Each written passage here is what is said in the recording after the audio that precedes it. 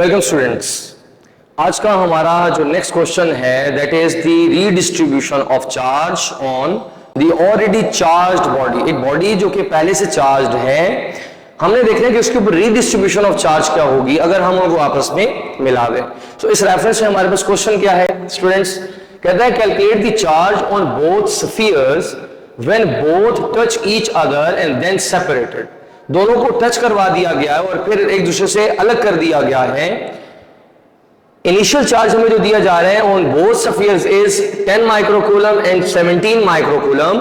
दोनों स्फीयर्स के ऊपर जो चार्ज है वो डिफरेंट है और दोनों के जो रेडियस हमें गिवन किए गए हैं, स्फीयर ए और बी जैसे कि गिवन है, ए का रेडियस है 2 सेंटीमीटर और दूसरे का स्फीयर है 4 का रेडियस है 4 सेंटीमीटर। सो हम इनको सबसे पहले ड्रॉ कर लेते हैं।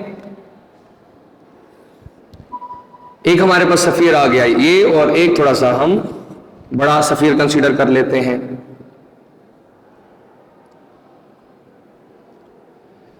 हम एक स्फीयर के रेडियस को मेंशन कर लेते हैं कि ये हमारे पास है 2 centimetre and sphere is a, और दूसरे स्फीयर को हम स्टूडेंट्स कंसीडर कर लेते हैं कि ये 4 सेंटीमीटर का है और ये हमारे पास है बी।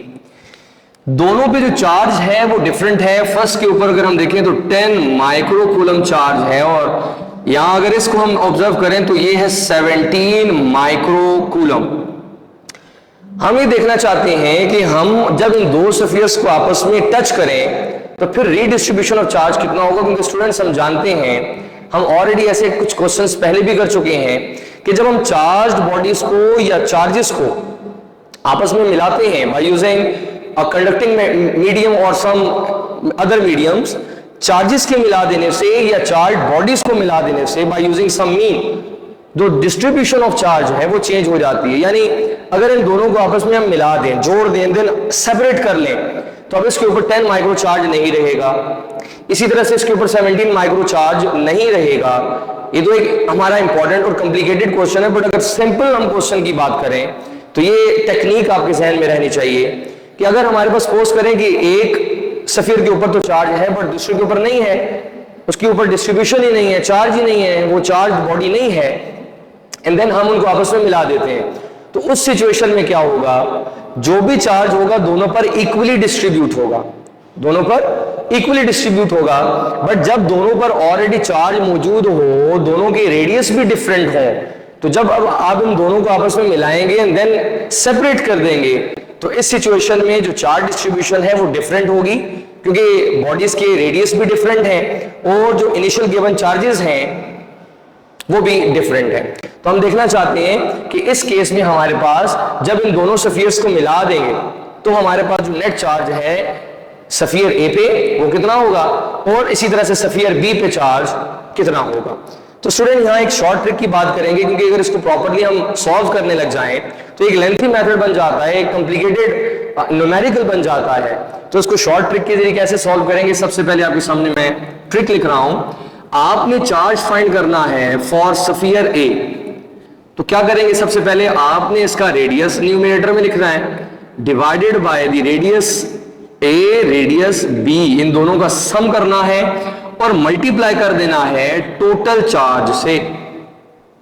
अब टोटल चार्ज से क्या मुराद है, टोटल चार्ज यहां हम लिख लेते हैं, total charge is basically the sum of charge on A and B. So Q A और क्यू बी पे जो इनिशियल चार्ज है, अगर हम दोनों चार्ज ऐड कर लें तो 10 प्लस 17 इक्वल्स टू 27 माइक्रोकूलम, ये हमारे पास आ गया टोटल चार्ज। सो जस्ट क्या करना है स्टूडेंट्स, हमने पुटिंग कर देनी है। यहां रेडियस हमारे पास है 2 डिवाइडेड बाय 2 प्लस 4 इंटू 27। अगर हम इसको सिंप्लीफाई कर दें तो 4 and 2 6 इंटू 27, अगर इनकी कटिंग कर दें तो ये बन जाएगा 27/3। अगर स्टूडेंट्स हम इनको आपस में कैंसिल कर दें, क्योंकि 3 के टेबल पे कटिंग कर रहा है, कट रहा है, तो 3 1 3 3 9 27, तो हमारे पास जो नेट चार्ज आएगा ऑन स्फीयर ए वो होगा हमारे पास 9 माइक्रोकूलम्स का। हमारा फर्स्ट आंसर, पहला आंसर आ चुका है, दैट इज 9 माइक्रोकूलम। इसी तरह से स्टूडेंट्स अगर अभी हमें कहता है कि चार्ज फाइंड करना ऑन बी और साथ हमने बी पे भी फाइंड करना होता है चार्ज, तो वो चार्ज कैसे फाइंड करेंगे? हम उस चार्ज को भी फाइंड कर लेते हैं। सिंपली हमने क्या करना है, यहीं हम कुछ चीजों को रिप्लेस कर देते हैं। जैसे मैं यहां लिख रहा हूं क्यू बी, यहां आ जाएगा हमारे पास आर बी। डिनोमिनेटर में तो वैसे ही दोनों का सम था तो वही सम चलेगा। एक चीज का चेंज आ जाना है हमारे पास यहां न्यूमरेटर में, क्योंकि न्यूमरेटर में हमारे पास रेडियस ऑफ बी यूज होना है इस बार, दैट इज 4। और अगर यहां पर हम इस बार लिख दें 4 डिवाइडेड बाय 6, तो इनकी कटिंग हो जाएगी कुछ इस तरह से, 2 3 6। और यहां आंसर हमारे पास जो आर बी के वो भी चेंज हो जाएगा, यहां कैंसिलेशन हमारे पास हो जाएगी कुछ और, ये हो जाएगा हमारे पास 3 9 27। 9 को 2 से मल्टीप्लाई कर दें तो 9 2 18 माइक्रोकूलम हमारे पास आ जाएगा charge on the second sphere B. तो स्टूडेंट्स हमने देखा यहां एक चीज मैं पहले भी क्योंकि कंक्लूड कर चुका था और आपने यहां सॉल्यूशन में देखा भी कि जो बॉडी बड़ी होगी उसके ऊपर डिस्ट्रीब्यूशन ऑफ चार्ज भी ज्यादा होगा, जो बॉडी छोटी होगी उसके ऊपर रीडिस्ट्रीब्यूशन ऑफ चार्ज भी छोटा होगा, चार्जेस कम आएंगे। क्योंकि इनिशियली हम देख सकते हैं 2 सेंटीमीटर के होते हुए यहां चार्ज था 10 माइक्रोकूलम, वहां 4 सेंटीमीटर के होते हुए था 17 माइक्रोकूलम। तो मेरे जहन में ये बात पहले भी मौजूद थी और आपके जहन में भी होना चाहिए कि डेफिनेटली जो बॉडी बड़ी है उसके ऊपर चार्ज ज्यादा होगा और जो बॉडी छोटी है उसके ऊपर चार्ज भी छोटा होगा। तो आपने देखा स्टूडेंट्स कि हमने एक छोटी सी ट्रिक को और इंतहाई आसान ट्रिक को इस्तेमाल करते हुए एक कॉम्प्लिकेटेड क्वेश्चन को इंतहाई आसान तरीके से सॉल्व कर लिया। उम्मीद है कि ये ट्रिक आपको काम आएगी और आप इम्तिहानात में, एग्जाम्स में इस ट्रिक को यूज करते हुए अपने आंसर्स को बआसानी निकाल सकेंगे। क्लियर या find the work done by a test charge on equipotential surface. अब सबसे पहले तो इस चीज को समझें बच्चों, ये जो वर्ड है ना equipotential, equi from equal, potential is potential जो कि हम जानते हैं, और सरफेस जिसके ऊपर आप मूव करवा रहे हो चार्ज को, तो हमसे कहते हैं कि इक्विपोटेंशियल सरफेस यानी वो सरफेस है जहां पर पोटेंशियल का चेंज जीरो है, जहां पोटेंशियल कांस्टेंट रहेगा, पोटेंशियल का चेंज जीरो रहेगा, तो आपने उस सरफेस के ऊपर वर्क फाइंड करना है। जैसे कि आपको एक पॉजिटिव सोर्स चार्ज दिखाया जा रहा है जिसकी इलेक्ट्रिक फील्ड आप जानते हैं कि हर तरफ जा रही है, पॉजिटिव चार्ज है तो डायरेक्टली आउटवर्ड इसकी इलेक्ट्रिक फील्ड हर तरफ जा रही है, ये आ गई इसकी इलेक्ट्रिक फील्ड। ये जो आपको सरफेसेस दिखाई हुई हैं, surface number 1 and surface number 2, इन्हें हम कहते हैं इक्विपोटेंशियल सरफेस। तो मैं किसी एक को नाम दे देता हूं, ये है इक्विपोटेंशियल सरफेस। अब आपको डायग्राम में 2 इक्विपोटेंशियल सरफेसेस दिखाई हैं।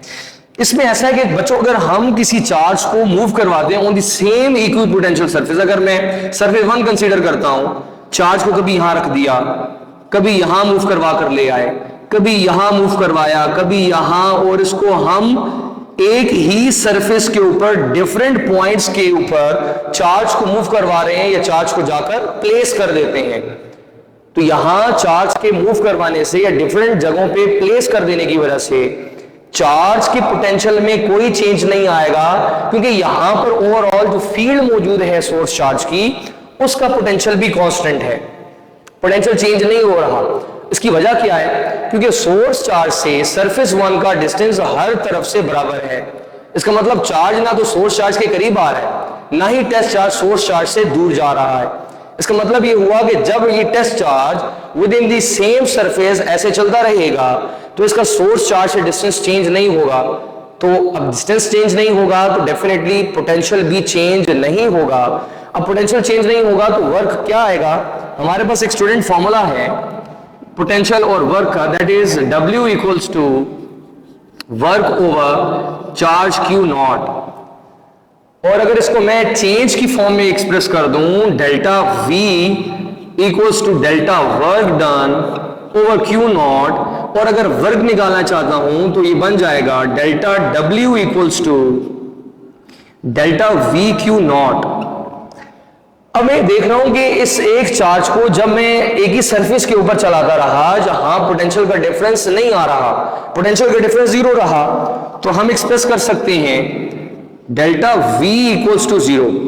अब delta V equals to zero है तो स्टूडेंट्स हम देखते हैं कि जो वर्क हो रहा है इस चार्ज से ऑन द इक्विपोटेंशियल सरफेस वो भी कितना होगा, वो भी डेफिनेटली हमारे पास जो है वो जीरो ही होगा। सो जनरली लिखा जा सकता है W इक्वल्स टू जीरो। वो इसलिए जीरो क्योंकि हमने देखा कि एक ही सरफेस के ऊपर चलते हुए चार्ज का और जो सोर्स चार्ज मौजूद है जिसकी फील्ड है उसका पोटेंशियल चेंज नहीं हो रहा। सो अकॉर्डिंग टू फॉर्मूला जब पोटेंशियल चेंज नहीं होता तो वर्क जीरो होता है। तो आपने उस ऑप्शन में देखना है कि जहां वर्क जीरो लिखा हुआ आपने उसको चूज करना है, उसको टिक कर लेना है। How polarisation of dielectric effect the electric field in capacitance of a capacitor, कि जब डाइलेक्ट्रिक जो कि कैपेसिटर के दरमियान में कंडक्टिंग प्लेट्स के दरमियान में मौजूद है वो पोलराइज्ड फॉर्म में आ जाता है या पोलराइज हो जाता है तो वो कैसे इलेक्ट्रिक फील्ड को इफेक्ट करता है और कैपेसिटेंस ऑफ कैपेसिटर कैसे उसकी वजह से चेंज हो जाती है। तो आज इस पे बात करेंगे क्योंकि बहुत सारे एमसीक्यूज ऐसे हैं जिनमें इस क्वेश्चन से रिलेटेड बात की जाती है। तो सबसे पहले तो हम कैपेसिटर की दो प्लेट्स कंसीडर कर लेते हैं। एक प्लेट पर हम कंसीडर करते हैं कि चार्ज पॉजिटिव स्टोर हो रहा है और दूसरी पर उसी के रेफरेंस से नेगेटिव चार्ज जो है वो इंड्यूस होता चला जा रहा है और दोनों प्लेट्स के दरमियान डाइलेक्ट्रिक मौजूद है। अब डाइलेक्ट्रिक की क्या खूबी है, क्या प्रॉपर्टी है कि ये चार्ज को मूव तो नहीं होने देता लेकिन अपने सरफेस पे चार्ज को इंड्यूस करवाकर रोक लेता है, चार्ज को अपीयर करवा लेता है, इसमें इंडक्शन ऑफ चार्जेस हो जाती है। अब ये इंडक्शन ऑफ चार्ज डाइलेक्ट्रिक की सरफेस पे कैसे होगी स्टूडेंट्स, क्योंकि दोनों प्लेट्स के दरमियान में डाइलेक्ट्रिक है और इसके ऊपर चार्ज इंड्यूस होने की सलाहियत भी है। तो मटेरियल के अंदर मौजूदा जो पॉजिटिव और नेगेटिव चार्जेस रैंडमली मौजूद हैं, पॉजिटिव चार्ज प्लेट क्या करेगी कि उसके नेगेटिव चार्जेस को अपनी तरफ अट्रैक्ट करते हुए इंड्यूस करवा लेगी। अब जब ये नेगेटिव चार्जेस आएंगे तो नेगेटिव चार्जेस उस एटम में उस मटेरियल के मौजूदा पॉजिटिव चार्जेस को अपनी तरफ अट्रैक्ट कर लेंगे। So we can say that कि यहां पॉजिटिव चार्ज इंड्यूस कर लिया। ये हमारे पास एक पेयर बन चुका है। अगर इसको हम दिखाएं तो ये एक पेयर कहलाता है डायपोल। इस एक single pair of positive negative charge को हम कहते हैं डायपोल। अब ऐसे बहुत सारे डायपोल्स बनने लग गए। अब ये पॉजिटिव चार्ज फर्दर क्या करेगा, एक नेगेटिव चार्ज इंड्यूस करेगा।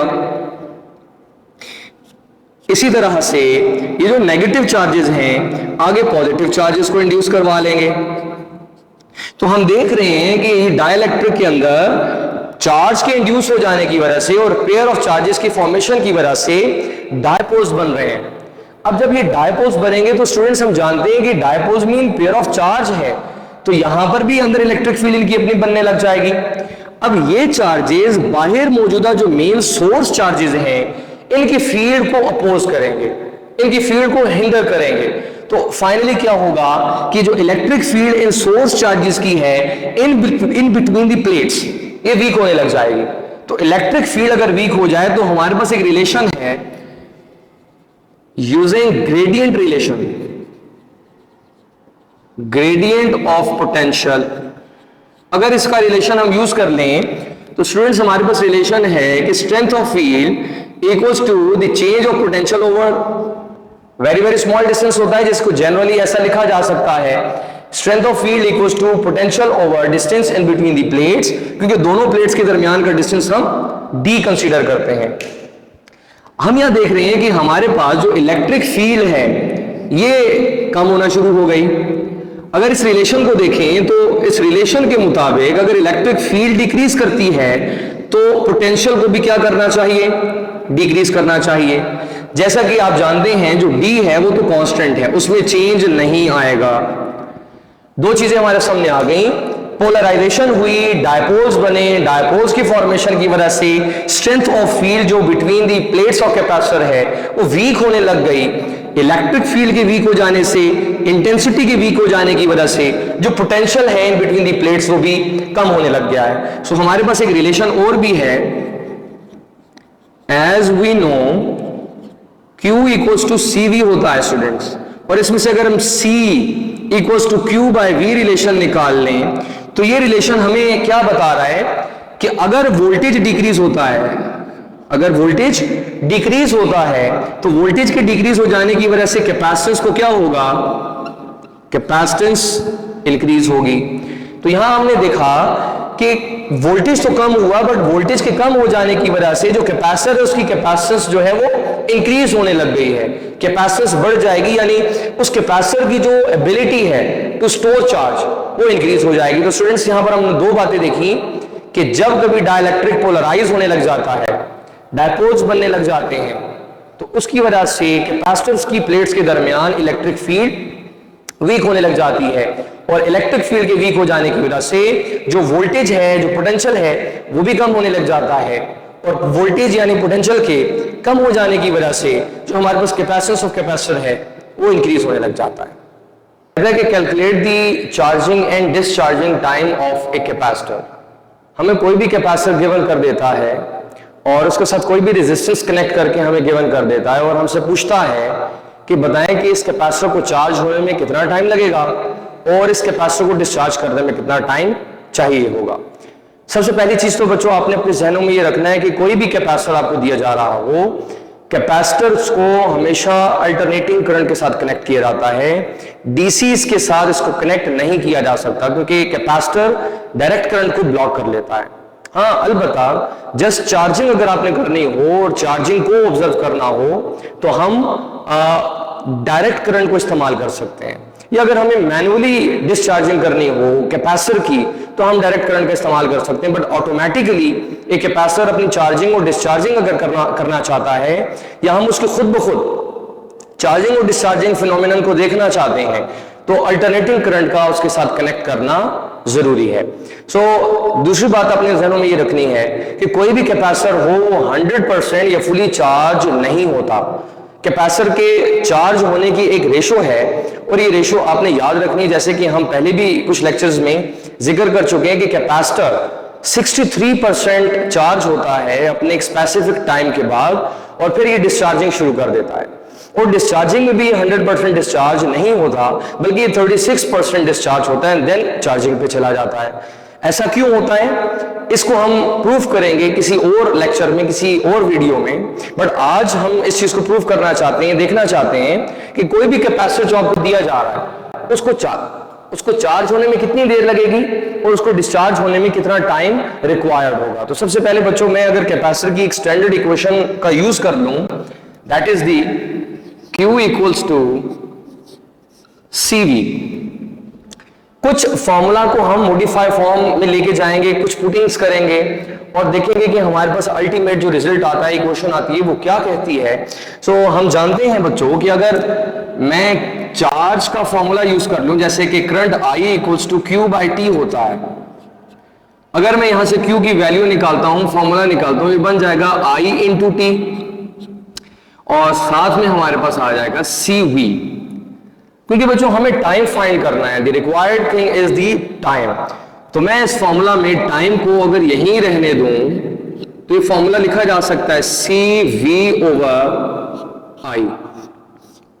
आप तमाम बच्चों ने ओहम्स लॉ को पढ़ा हुआ है और ओहम्स लॉ का एक रिलेशन आप बच्चों को याद है, अगर V equals to IR Ohm's law है तो इस फॉर्मूला से अगर हम V ओवर I निकालते हैं तो बच्चों ये रह जाता है R।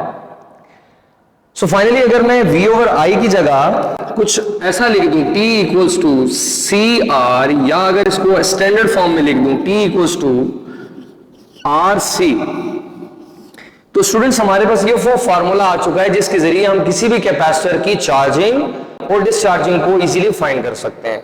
एक इंपॉर्टेंट चीज यहां जो ऑब्जर्व करने वाली है वो ये कि कैपेसिटर ने जो चार्जिंग और डिस्चार्जिंग करनी है, कितना टाइम यूटिलाइज करना है, ये डिपेंड करता है इसकी कैपेसिटेंस पे और सेकेंडली डिपेंड करता है इसकी रेजिस्टेंस पे, जो इसके साथ हमने एक्सटर्नल रेजिस्टेंस लगा रखी है।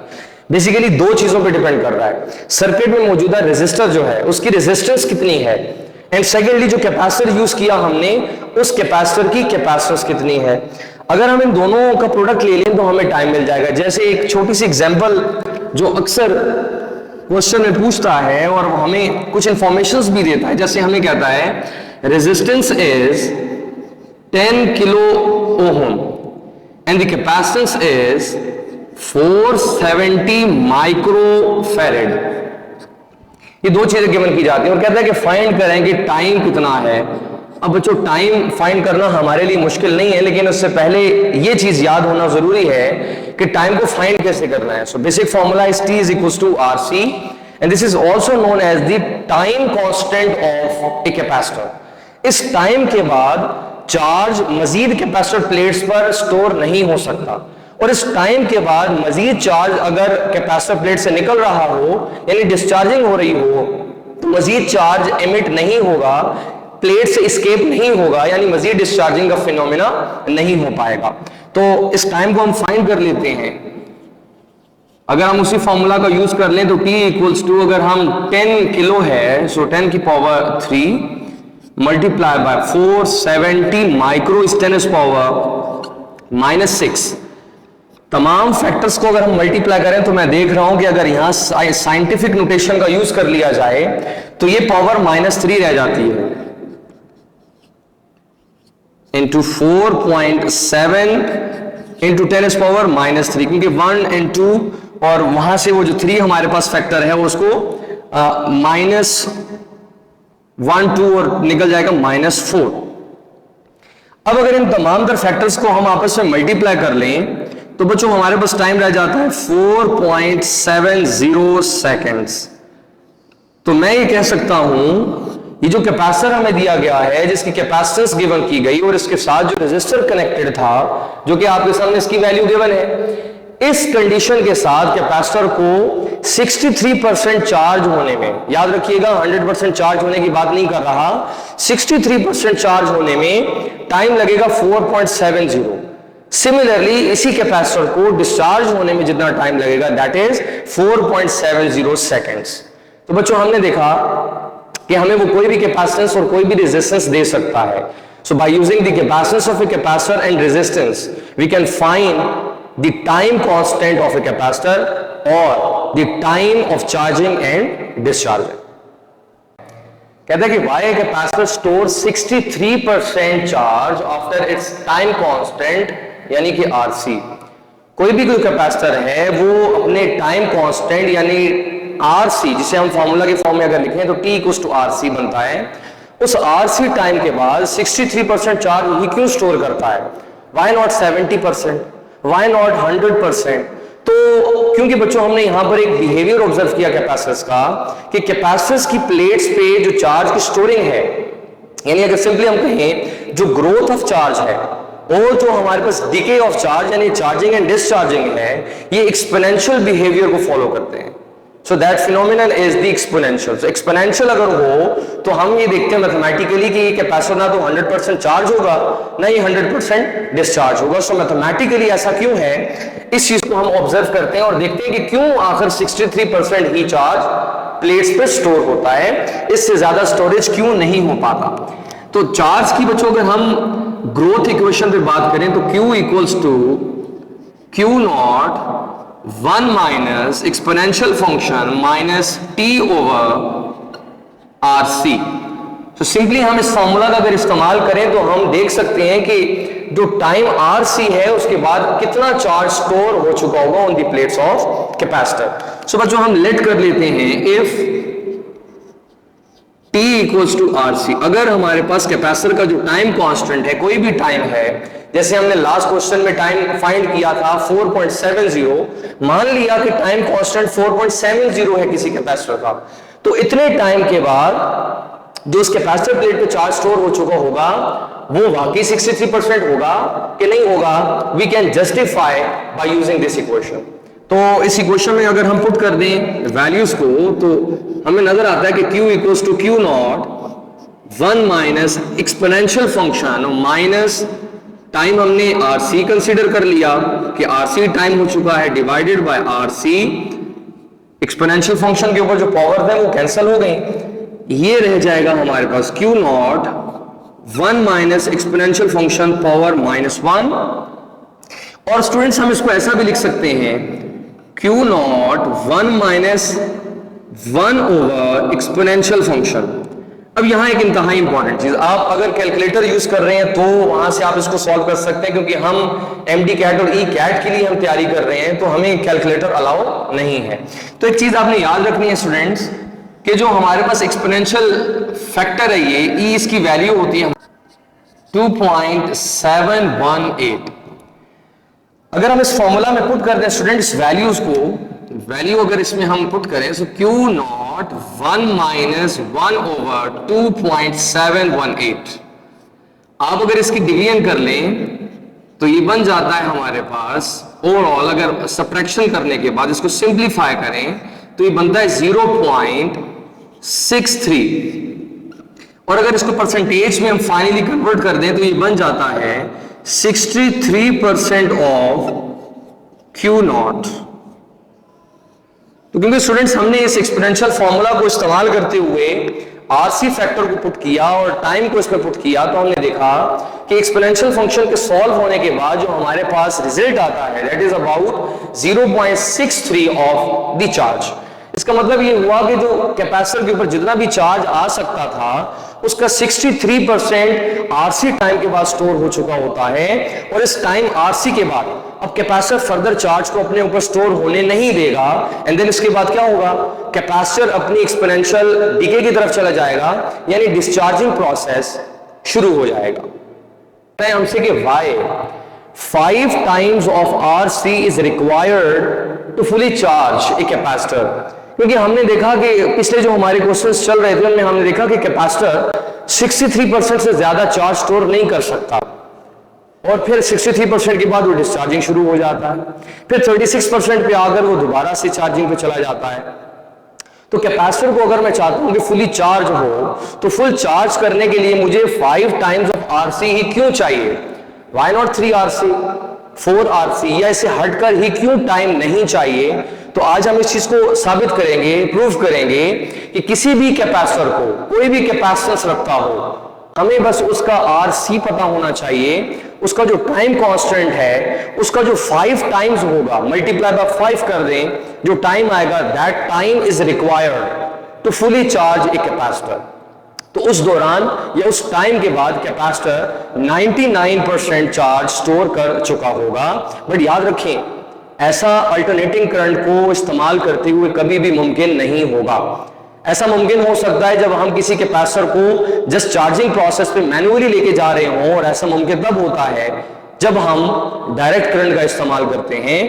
तो ऐसा हम मैन्युअली कर सकते हैं, कैपेसिटर इतना टाइम खुद से मैनेज नहीं कर पाता और वो कभी भी 5 टाइम्स ऑफ आरसी अचीव नहीं कर पाता, इसलिए कैपेसिटर ऑटोमेटिकली अपने आप को 99.9% या 99% चार्ज नहीं कर पाता। सो मैन्युअली कैसे उसको आप 5 टाइम्स ऑफ आरसी प्रोवाइड करके फुली चार्ज करेंगे।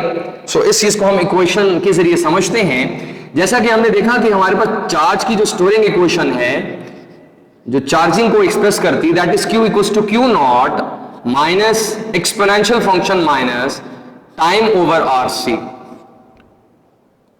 अब बच्चों हमारे पास क्योंकि टाइम तो चेंज किया जा सकता है, कब, जब हम डायरेक्ट करंट का इस्तेमाल करेंगे, मैन्युअली हम कैपेसिटर को चार्ज कर रहे हैं, अब वो डायरेक्ट करंट के साथ कनेक्ट कर दिया तो टाइम बढ़ भी सकता है क्योंकि वो चार्जिंग प्रोसेस पे, और तब तक वो चार्जिंग करता रहेगा जब तक मैन्युअली हम स्विच ऑफ ना कर दें।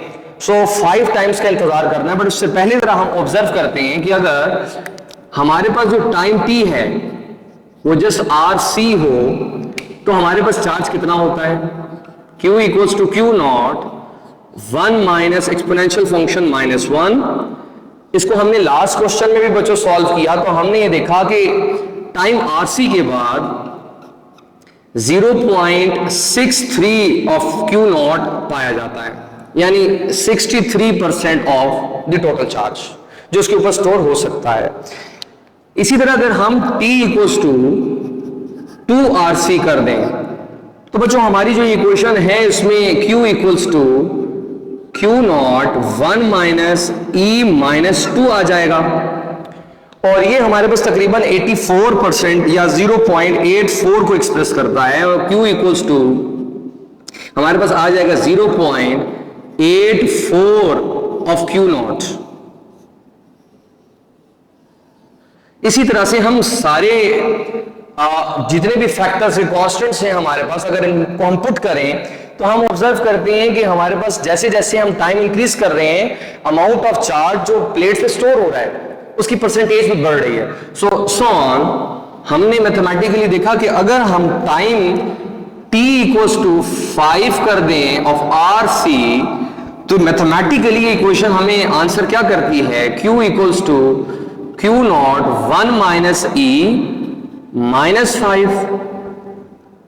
और बच्चों अगर हम इसको सॉल्व कर लें तो इस एक्सप्रेशन से जो हमारे पास आंसर आता है दैट इज 0.992 q नॉट, जिसे अगर हम परसेंटेज में एक्सप्रेस कर दें तो ऐसा भी लिखा जा सकता है 99.2% ऑफ Q नॉट, यानी यहां कैपेसिटर जो है ऑलमोस्ट 99.2% जो है वो चार्ज हो चुका है, यानी हम इसको 100% कह सकते हैं। इसी तरह से हम अगर इससे पीछे अगर चले जाएं, T equals to R4 RC पे चले जाएं, 3 RC पे चले जाएं, तो हमारी ऑब्जर्वेशन में बात ये आ रही है कि जो अमाउंट ऑफ स्टोरेज है वो कम होगी। और T इक्वल्स टू 5 RC पे आ जाएं तो कैपेसिटर की प्लेट्स के ऊपर मैक्सिमम जो चार्ज है, जितनी उसकी एबिलिटी है वो उतना स्टोर कर चुका होगा। और याद रखिए इससे ज्यादा अगर हम टाइम कर देते हैं लाइक 6 RC 7 RC, तो ये ऐसा कर देने पर या इतना टाइम इंक्रीज कर देने पर भी कैपेसिटर अपनी एबिलिटी से ज्यादा चार्ज को स्टोर नहीं कर सकेगा, क्योंकि कैपेसिटर की एक स्पेसिफिक कैपेसिटेंस होती है। और उस कैपेसिटेंस को अचीव करने के बाद, उस एबिलिटी के पूरे हो जाने के बाद, कैपेसिटर को आप चाहे इससे ज्यादा टाइम ही क्यों ना प्रोवाइड कर दें, कैपेसिटर फर्दर चार्ज को स्टोर नहीं करेगा। और यहां आपने बात को कंक्लूड करना है कि 5 RC के अलावा अगर आप टाइम इंक्रीज करते हैं तो कैपेसिटर के ऊपर जो अमाउंट ऑफ चार्ज स्टोर हो रहा है उस परसेंटेज में चेंज नहीं आएगा। हाँ अलबत्ता अगर टाइम कम कर दें तो परसेंटेज ऑफ चार्ज कम होगा, बट इससे ज्यादा परसेंटेज ऑफ चार्ज नहीं हो सकेगा। उम्मीद है कि ये क्वेश्चन भी आपको समझ में आ चुका होगा। और अगर ये सवाल आपको इम्तिहानात में आता है, MD कैट ई कैट के इम्तिहानात में आता है, तो उम्मीद है कि आप इंशाल्लाह इसको by using short tricks and छोटे आसान मेथड्स के जरिए सॉल्व करके अपना आंसर सही से चूज कर लेंगे।